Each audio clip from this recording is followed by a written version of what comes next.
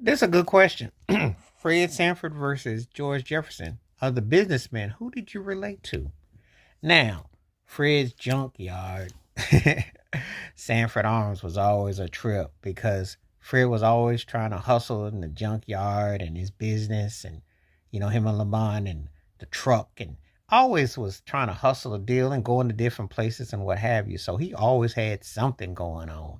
He always was running something to make a dollar against his taxes and hanging in Watts and that whole nine, which was hilarious. So it's like, can you identify with a junkyard dealer who was always into something and plotting and planning and and always bringing his friends and people were all part of it, and it was like his ideas, and he never ever he had his own property in Sanford Arms, but it was a junkyard. It was kind of like kind of rough on the wrong side, rough side town, but it was his. He had his own situation, so it's kind of like, but you always wondered would he want more, and then the way he operated, it was a lot of methodical to could you relate to. So basically, it comes down: could you relate to what Fred G. Sanford was putting down at Sanford Arms?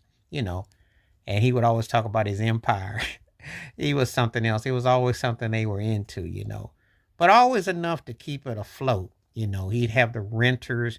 He always just had, he had good rapport with the local police, and he had the rent. And he spoke his mind. He tried different things. He tried a restaurant. You remember he tried a whole lot of stuff.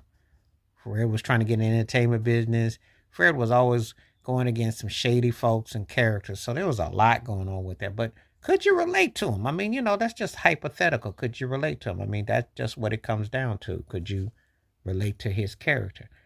Then we get to George Jefferson. Businessman, dry cleaner, 7 dry cleaners all through New York at different places, and including the one in his apartment complex where he was staying. And finally reached the top. So, which one? And it's a good question. It's like, George Jefferson, from where he came from, out the projects and build himself up, dry cleaners, it was like really interesting in how he bought different stores. But he was, believe it or not, he was tying himself into some music, tied himself into, a few ways of entrepreneuring, had the suits, had the lifestyle.